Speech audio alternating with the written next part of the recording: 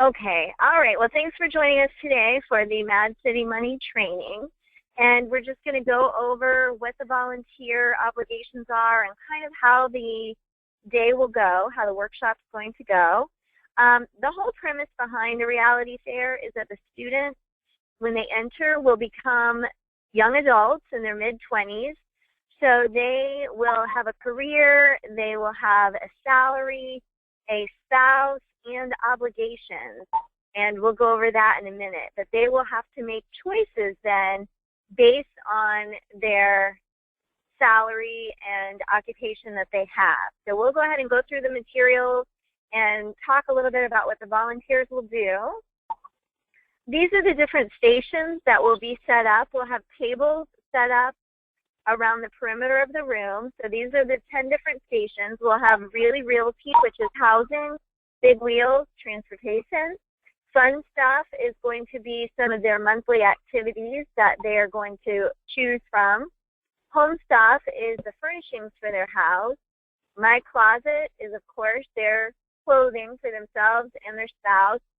Mad City Mall has optional items that they're able to purchase. However, we do tell them that they do need to visit the mall and take a look.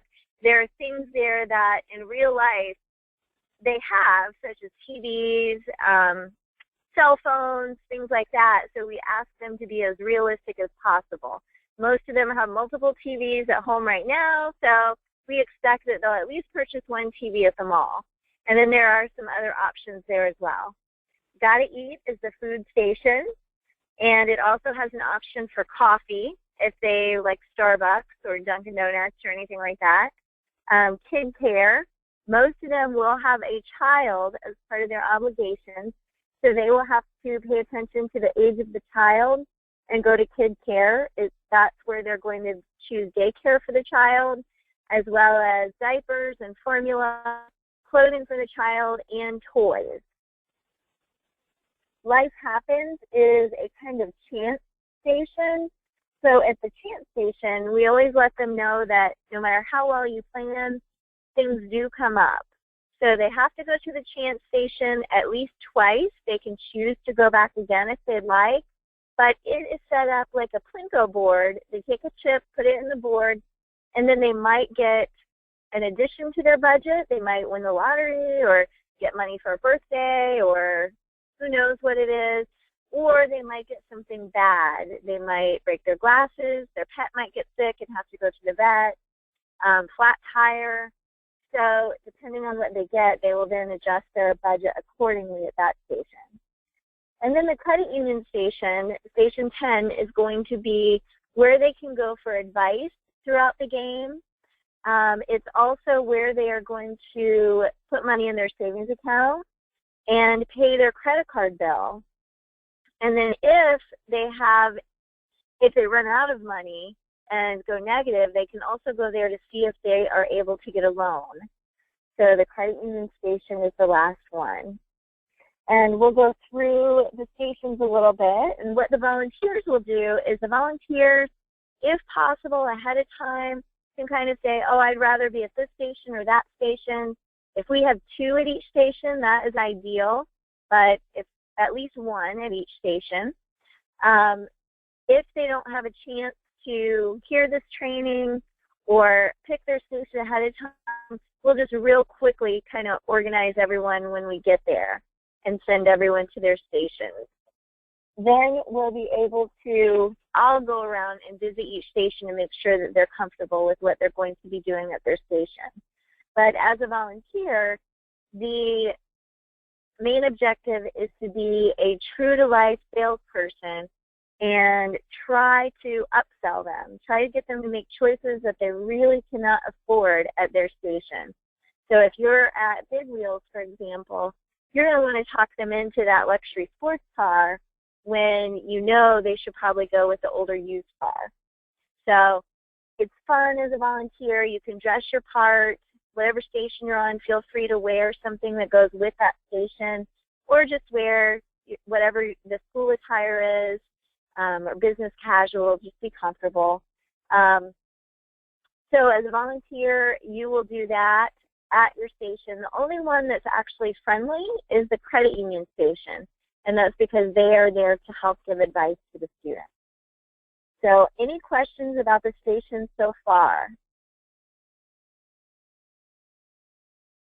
Okay, then we will keep on going.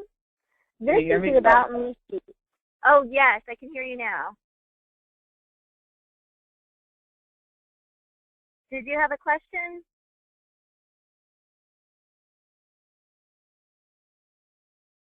Oh. Hello, can you hear me? Can you hear me? Yes, now I can hear you.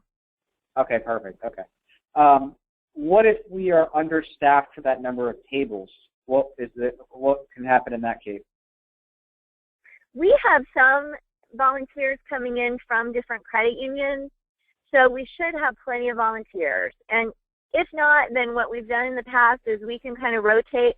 I'll be there also, so after I do the introduction with the students, I can kind of walk around and go to the different stations too.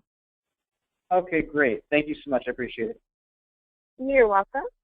So the next sheet is the About Me sheet, and this is what each pair of students will get. So we like to pair them up. If they're paired up ahead of time, that's ideal because then we don't waste time with them arguing about who their partner is. So each pair get one About Me sheet, and this will show them what their occupation is. This example, there are 30-some odd various About Me sheets, so they will not all be the same. This one shows graphic designer, monthly take-home salary is $2,090.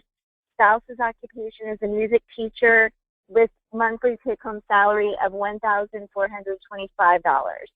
And then this one comes with obligations of a student loan payment, medical insurance copay, and these are all per month, except for credit card. Credit card debt, the total on this one is $3,497.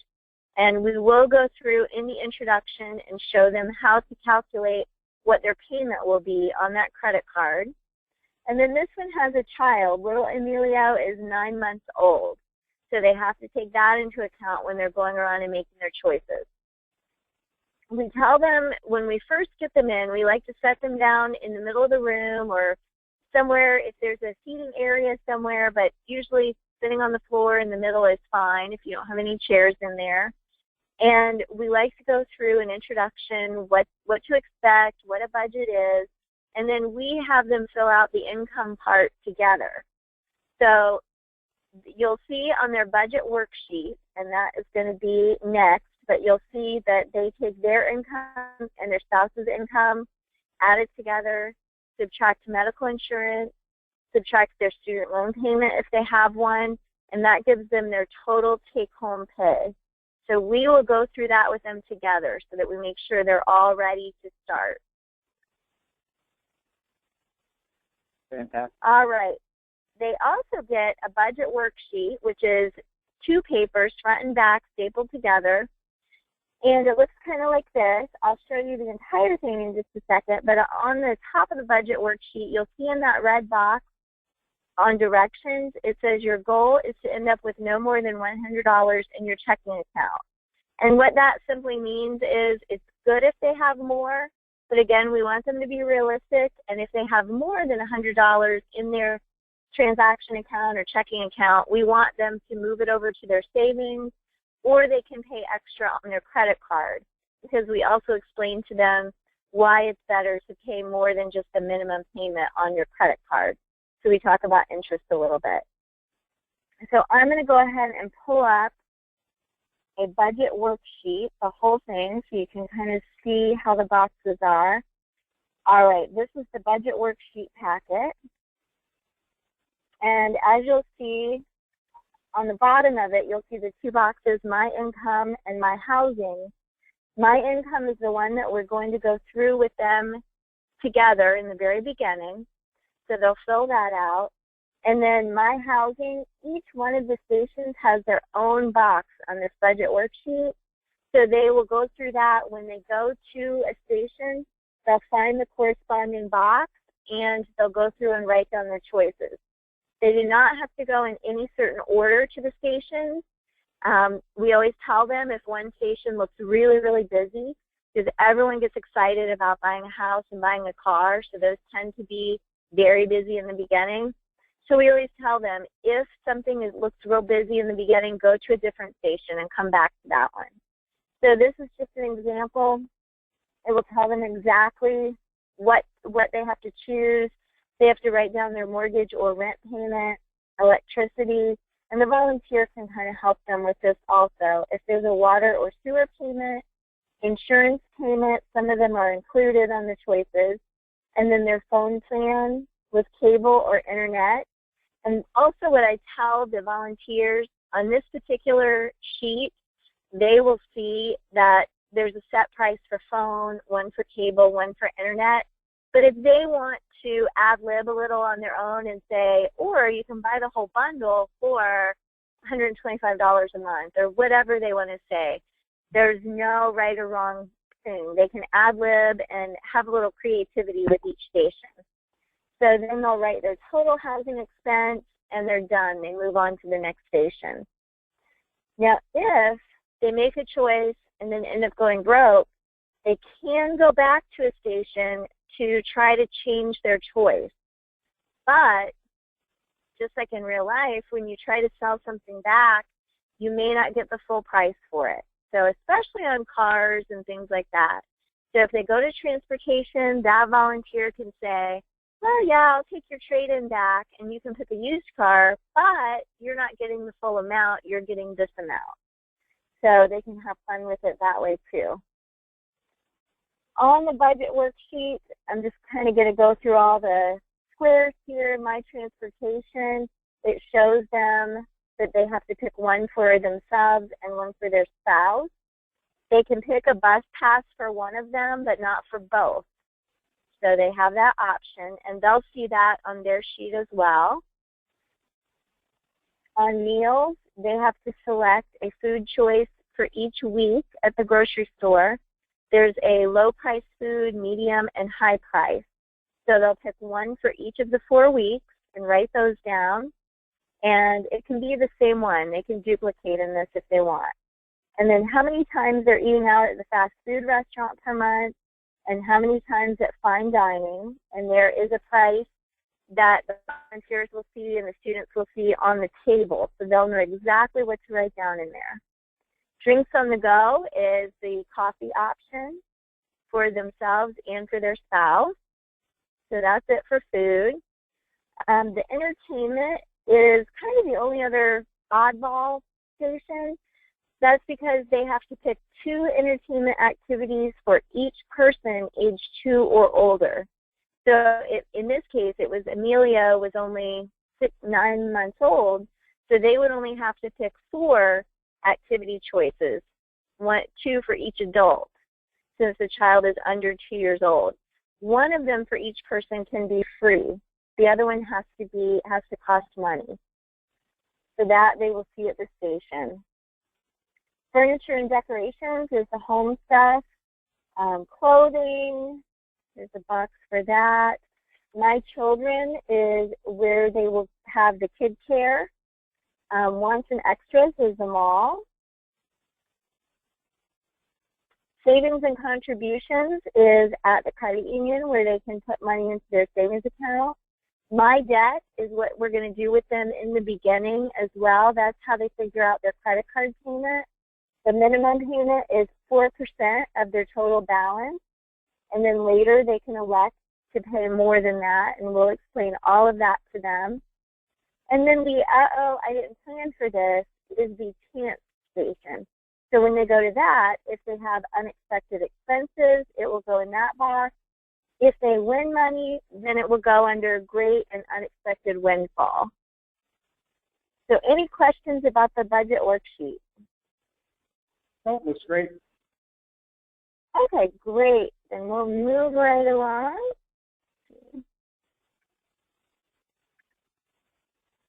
Okay, so these are just some of the things we talked to them about in the beginning, steps to making a budget, savings, how they should always try to pay themselves first. And we'll mention this in the wrap-up as well, that any money they get, they should always try to save at least 10% right off the bat.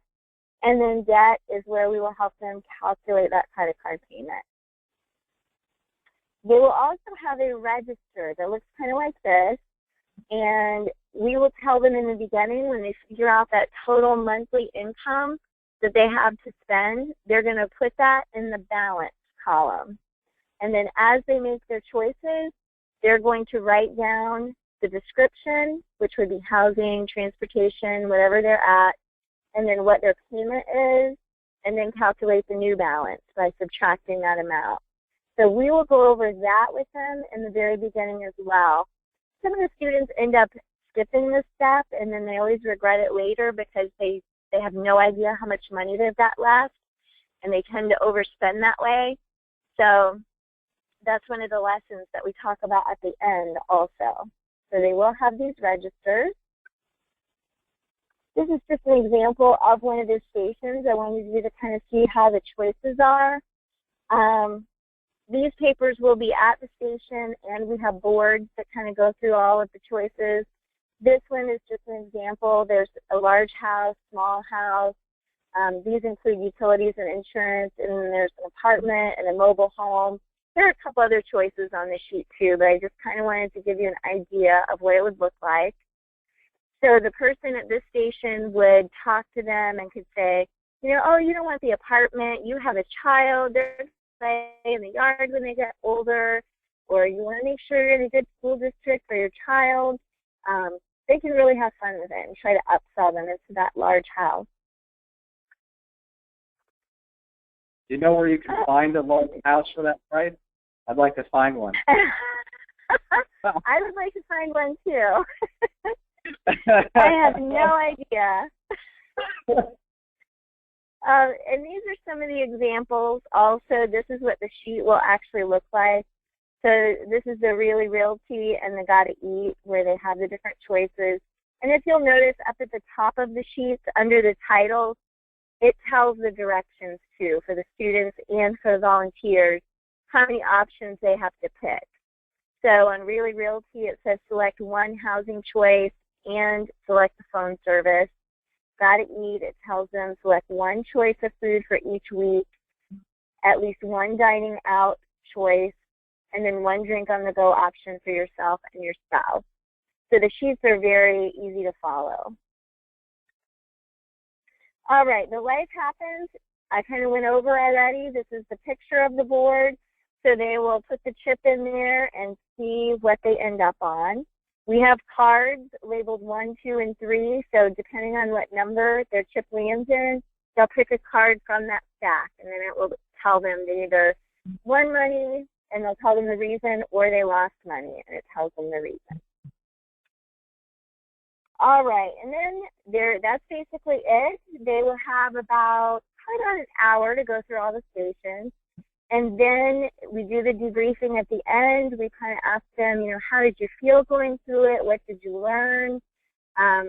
Most of them will say, I'm never having kids, or I'm never getting married, or it's really fun to listen to the discussion, because being with a partner, we let them know that they have got to agree on their choices. They can't, one of them can't get a luxury sports car and expect their spouse to take the bus, because in real life, that probably would not work. So we go through that, talk about budgets being for everyone, not just people who live paycheck to paycheck, and give a couple examples.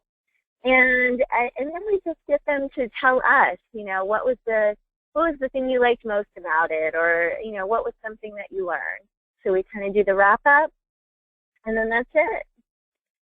So do you have any questions? I know these are just some volunteer key points for the volunteers to get there about 15 minutes early, dress the part if they'd like, they can ask the part, take time to slip in some teaching moments. On our display boards on each table, there are some extra knowledge tidbits that the students can read and look at, kind of fun. I want them to be able to take their time going through the stations. And we tell them, don't just show up and pick the lowest choice and that's it, because that's not the goal of the game. We really want them to think about this discuss it with each other, and actually learn about making responsible choices. So are there any questions? Just a quick question. Did you say that this presentation is going to be viewable, online for teachers who may have missed this presentation?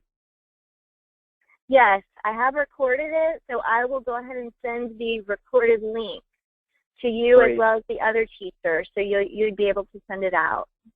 Thank you. All right, well, thank you, and I will see you next week. All right, I'm looking forward to it. Thank you so much again. All right, thank you. Have a great weekend. You too. Take care. All right, bye.